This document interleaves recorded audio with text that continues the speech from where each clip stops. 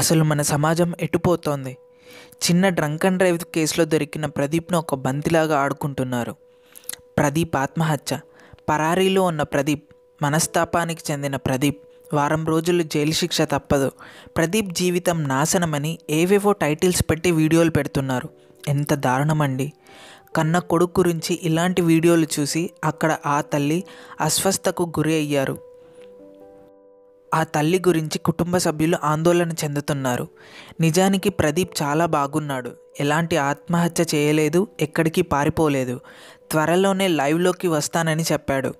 దయచేసి ఒక్క విషయం గుర్తుపెట్టుకోండి, డబ్బు ఎలా అయినా సంపాదించవచ్చు, కానీ బతికున్న ఒకరిని చంపి కాదు, బాగున్న జీవితాన్ని నాశనం చేసి కాదు.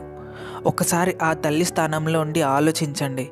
పొద్దున్న లేవగానే ప్రదీప్ ఆత్మహత్య, పరారీ లాంటి వార్తలు చూస్తే ఆ గుండె ఏమవుతుందని.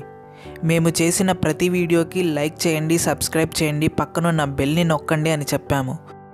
ఈ వీడియోకి మీరు అవేమీ చేయకున్నా పర్లేదు, కానీ ఒక్క షేర్ మాత్రం చేయండి దయచేసి. ఎందుకంటే మీ ఒక్క షేర్ ఒక తల్లి ప్రాణాన్ని కాపాడుతుంది. జై హింద్.